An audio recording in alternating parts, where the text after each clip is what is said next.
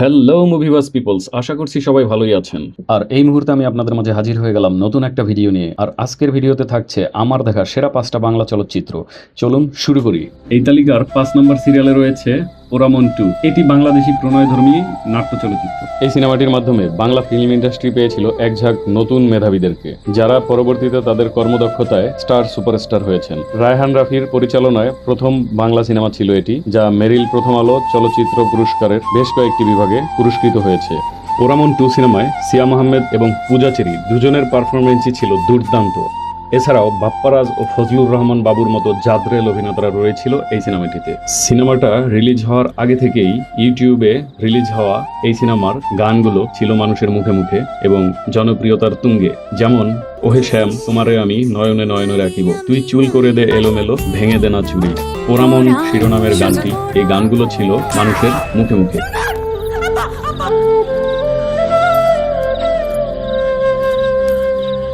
আজকের তালিকার 4 নম্বর অবস্থানে থাকা সিনেমাটার নাম হচ্ছে শাস্তি। রবীন্দ্রনাথ ঠাকুরের শাস্তি উপন্যাসের কাহিনী অবলম্বনে ছবিটি নির্মাণ করা হয়েছে। এটি 2004 সালে মুক্তিপ্রাপ্ত বাংলাদেশি চলচ্চিত্র। ছবিটি নিবেদন করেছে HSBC বাংলাদেশ। ছবিটি পরিচালনা করেছেন দেশবরেণ্য অভিনেতা ও উল্লেখযোগ্য সংখ্যক ব্যবসা সফল ছবির কাহিনীকার চাষী নজরুল ইসলাম, এবং এটি বাংলাদেশে রবীন্দ্র সাহিত্যের প্রথম অনুপম চলচ্চিত্রায়ন। দ্বিতীয়টি শুভা নির্মিত হয়েছে 2006 সালে। রবীন্দ্র সাহিত্যে নির্মিত এই ছবিতে অভিনয় করেছেন ইলিয়াস কাঞ্চন, চম্পা, রিয়াজ, পূর্ণিমা, শহীদুল আলম সাচ্চু, ATM শামসুজ্জামান, নাসরিন সহ আরও অনেকে। এই সিনেমায় রিয়াজ সিদাম চরিত্রে অসাধারণ অভিনয় করেছিল এবং একই সাথে চন্দনা চরিত্রেও পূর্ণিমাকে মানিয়েছিল দারুণ। এই সিনেমার একটি শ্রুতিমধুর ও জনপ্রিয় গান হচ্ছে তুই ছাড়া আমার চোখে কৃত্রিমই নেই, সজনীল ভালোবাসা মানে হলো এই। সিনেমাটা দেখার মতো একটা সিনেমা, যদি না দেখে থাকেন এখনই দেখে নিন। এরপরে রয়েছে আজকের সিরিয়ালের 3 নম্বর সিনেমা। সিনেমাটির নাম অজ্ঞাতনামা। 2016 সালে মুক্তি পাওয়া বাংলাদেশি ভাষার নাট্য চলচ্চিত্র এটি। ছায়াছবিটি পরিচালনা করেছেন জনপ্রিয় নাট্য অভিনেতা তৌকির আহমেদ। এটি তার পরিচালিত 4র্থ চলচ্চিত্র। চলচ্চিত্রটি 2015 সালে 21শে বইমেলায় নিজের প্রকাশিত অজ্ঞাতনামা বইয়ের চলচ্চিত্রায়ন।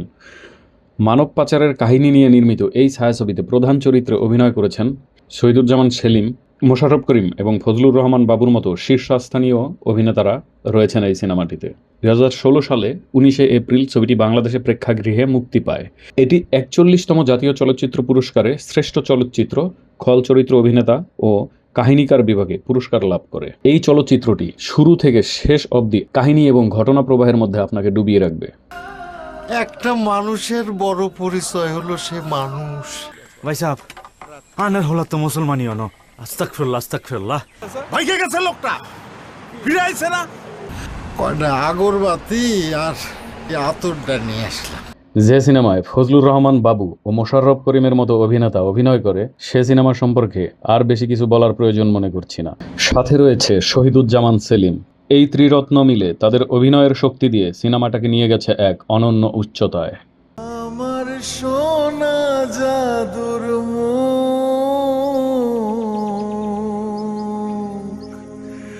জগতের সবচেয়ে সুন্দর।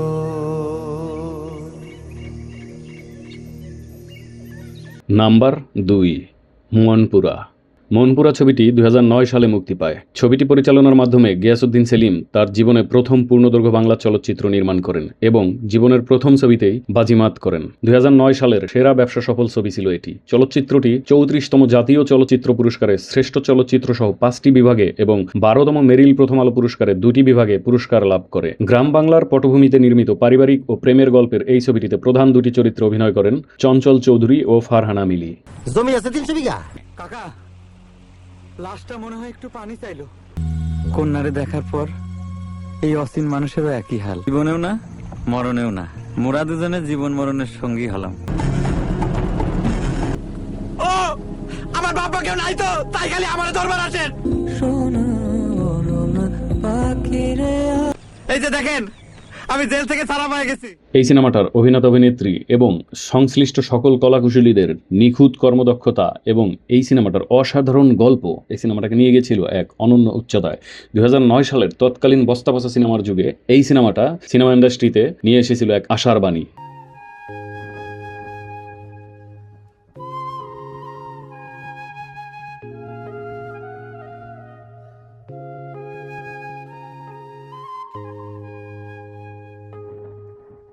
নাম্বার 1 সিনেমাটি হচ্ছে আনন্দ অশ্রু। এই সিনেমা সম্পর্কে কিছু বলার আগে বলে নেই এই সিনেমায় অভিনয় করেছিল কারা। এই সিনেমার নায়ক চরিত্রে ছিলেন অমর নায়ক সালমান শাহ, নায়িকা চরিত্রে ছিল জীবন্ত কিংবদন্তি অভিনয়ের মানবী মূর্তি শাবনূর, খল চরিত্রে ছিল আরেক কিংবদন্তি অভিনেতা হুমায়ুন ফরিদি।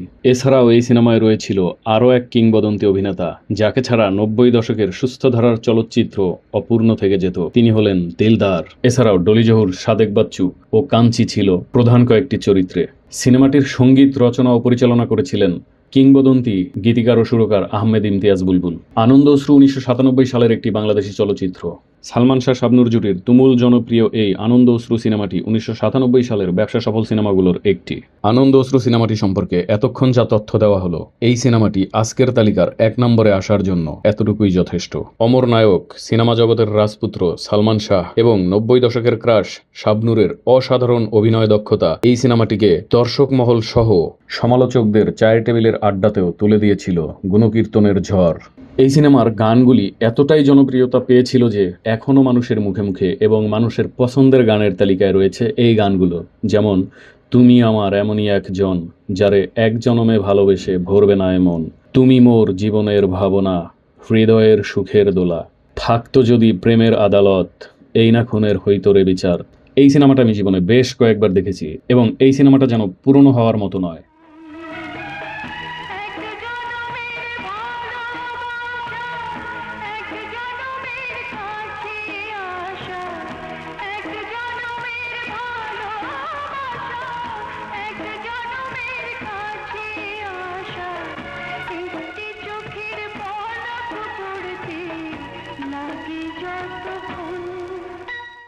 এই 5টা সিনেমা ছাড়াও বাংলাদেশি সিনেমা ইন্ডাস্ট্রির রয়েছে অসাধারণ আরও বেশ কিছু সৃষ্টি। ইদানিং সময়ে বাংলা সিনেমা ফিরে পেয়েছে তার সেই পুরাতন হারানো গৌরব। সাম্প্রতিক সময়ে বেশ কিছু চমৎকার চমৎকার সিনেমা রিলিজ হয়েছে, যেমন শাকিব খানের প্রিয়তমা থেকে শুরু করে বরবাদ পর্যন্ত যেই সিনেমাগুলো রিলিজ হলো তার প্রত্যেকটা সিনেমাই অসাধারণ ছিল। এছাড়াও আফরান নিশোর সুড়ঙ্গ সিনেমাটা আমার কাছে অসাধারণ লেগেছিল। এই সিনেমাগুলো আপনার অবসর সময়ে দেখতে পারেন। আপনাদের বিনোদনের চাহিদা এই সিনেমাগুলো পূরণ করতে পারবে আশা করছি। সবশেষে সবার কাছে অনুরোধ, আমার চ্যানেলটা দয়া করে সাবস্ক্রাইব করে আমাকে পরবর্তী ভিডিও বানাতে উৎসাহ দিন। একটা মুভি রিভিউ কন্টেন্ট বানানো অনেক কষ্টের কাজ। ধন্যবাদ সবাইকে। পরবর্তী ভিডিও আসা পর্যন্ত ভালো থাকুন। আল্লাহ হাফেজ।